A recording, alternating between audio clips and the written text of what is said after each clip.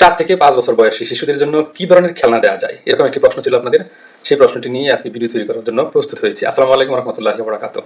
সম্মানিত দর্শকবৃন্দ, তাহলে চলুন আমরা এখন একটু জেনে নিই কি ধরনের খেলনা দিলে তাদের উপকৃত হবে এবং শিক্ষণীয় খেলনা হবে। দেখেন, 4 থেকে 5 বছর বয়সী শিশুদের জন্য যদি শিক্ষণীয় খেলনা আপনি বেছে নিতে চান, তাহলে তাদের শারীরিক, মানসিক এবং সৃজনশীল বিকাশের দিকে লক্ষ্য রাখা কিন্তু খুবই গুরুত্বপূর্ণ। দেখেন, আমি অনেক সময় পাজলস এর কথা বলে থাকি। দেখেন, জিগসো পাজলস যেগুলো রয়েছে এগুলো কিন্তু আমাদের এই যে 10 থেকে 20 টা বা আরো কম বা আরো একটু বেশি হইতে পারে, এরকম যদি আপনি নিয়ে নেন, তাহলে এইগুলো দিয়ে বাচ্চারা খেলার ফলে কিন্তু তার যে গণিত বৃত্তিটা, এই গণিত বৃত্তিটা কিন্তু তার দূর হবে এবং গাণিতিক একটা ধারণা কিন্তু সে এখান থেকে পেয়ে যাবে। পাশাপাশি সে এই যে 10-20 টা জিগসো পাজলস পেলো, সে এই পাজলগুলো দিয়ে খেলার ফলে তার ধৈর্য বেড়ে যাবে এবং তার বুদ্ধিমত্তারও বিকাশ হবে।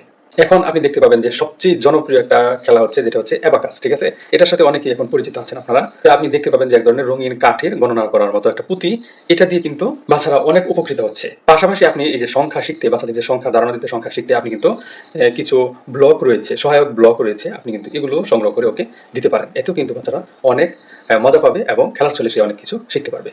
এছাড়াও বাচ্চাদের জন্য বিভিন্ন ধরনের আকৃতির ব্লক এবং ছিদ্র করা বোর্ড যেগুলো রয়েছে এগুলো কিন্তু যা বাচ্চাদের চিন্তা ভাবনা ও মিল খুঁজে বের করার দক্ষতা বাড়িয়ে দেয়। তারপরে বাচ্চাদেরকে আপনি বর্ণ শেখাতে গেলে দেখেন, বাংলা বর্ণ এবং ইংরেজি বর্ণ যদি আপনি শেখাতে চান, এরপরে গণিতের বর্ণ রয়েছে যেগুলো সংখ্যা, এগুলো যদি শেখাতে, তাহলে কিন্তু আমাদের এই ছোট ছোট ধরনের কিছু বর্ণ কাঠ রয়েছে, ফ্ল্যাশ কাঠ রয়েছে, তারপরে হচ্ছে গণনার যে কাঠগুলো রয়েছে, গণনার প্লাস্টিকের তৈরি কিছু কিছু গণনার দেখবেন জিনিস রয়েছে। যেমন ধরেন আমি দু একটা আপনাকে দেখাই, এই যে দেখেন, এটা একটা বর্ণ রয়েছে, এরকম কিন্তু এগুলো বাজারে পাওয়া যাচ্ছে, ঠিক আছে? তারপরে ধরেন এই যে আপনি বাংলা শেখানোর ক্ষেত্রে এই যে বর্ণগুলো রয়েছে, ঠিক আছে, এগুলো কিন্তু আপনি দিতে পারেন। তারপরে দেখেন এই যে এখানে দেখেন একটা রয়েছে, এটা কিন্তু 6, ঠিক আছে, এটা 6, এরকম ভাবে কিন্তু আরো রয়েছে, আপনি এগুলো কিন্তু দিতে পারেন। তারপরে দেখেন এই যে কাঠ চিহ্ন শেখানোর জন্য এগুলো আপনি নিয়ে আসতে পারেন, এগুলো ব্যবহার করতে পারেন। তারপরে এই যে দেখেন আরো রয়েছে কিন্তু, হ্যাঁ, এগুলো কিন্তু আপনি বাচ্চাদেরকে দিতে পারেন। এক্ষেত্রে কিন্তু আপনার বাংলা, ইংরেজি এবং গণিতের যে ধারণাগুলো রয়েছে এগুলোর সাথে কিন্তু বাচ্চারা পরিচিত হয়ে যাবে এবং এগুলো কিন্তু খুবই ইফেক্টিভ একটা খেলনা। তো বাংলা এবং ইংরেজি বর্ণ প্রাঞ্জলের পাশাপাশি কিন্তু আপনি কিছু চুম্বকীয় বর্ণমালা রয়েছে যেগুলো আপনি ফ্রিজে আটকায় দিতে পারেন। তারপরে আপনার বাসায় যদি বোর্ড থাকে সেই বোর্ডে আপনি আটকায় দিতে পারেন, ঠিক আছে? এগুলো কিন্তু আপনি রাখতে পারেন। ধরেন আপনি একটা বোর্ড যদি বাসায় রাখেন, এটা কিন্তু আপনার বাচ্চার জন্য খুবই ইফেক্টিভ হয়। আপনি যদি প্রতিদিন সকালবেলা উঠে বোর্ডের মধ্যে একটা বর্ণ লিখে দেন, আর সেই বর্ণটা যদি মনে করেন দুপুর পর্যন্ত থাকে বা বিকাল পর্যন্ত থাকে, তো আপনার বাচ্চা কিন্তু সেই বর্ণটা বারবার তার চোখে পড়বে, আসবে যাবে, সে দেখবেন ওই বর্ণটার দিকে তাকায় থাকবে। এবং এই বর্ণটা যদি আপনি একবার বলে দেন ওকে যে এটা এটা, এবং সারাদিন সে এটাই চলবে এবং এর আকার আকৃতি সে কিন্তু ধারণা পেয়ে যাবে। তো বোর্ডটা কিন্তু খুবই ইফেক্টিভ একটা বাচ্চার জন্য।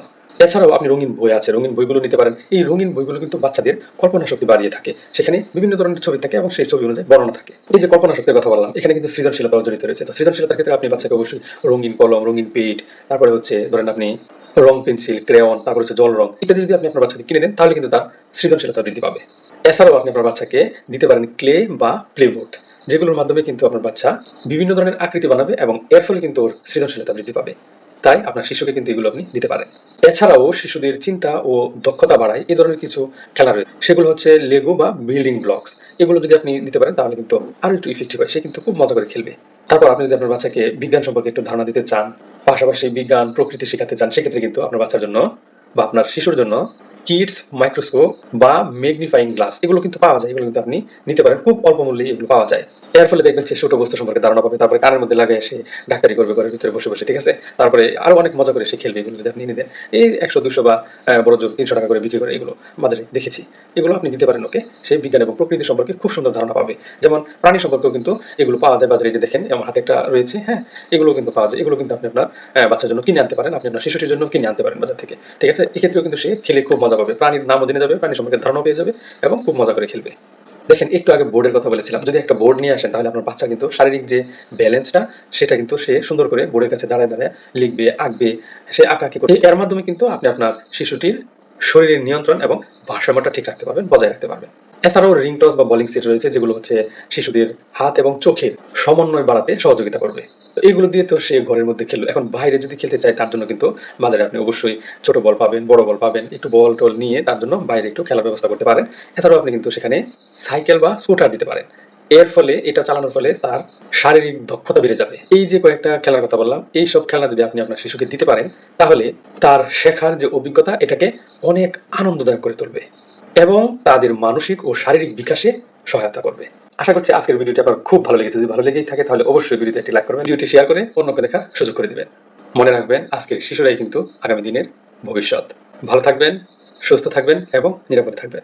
ধন্যবাদ সবাইকে।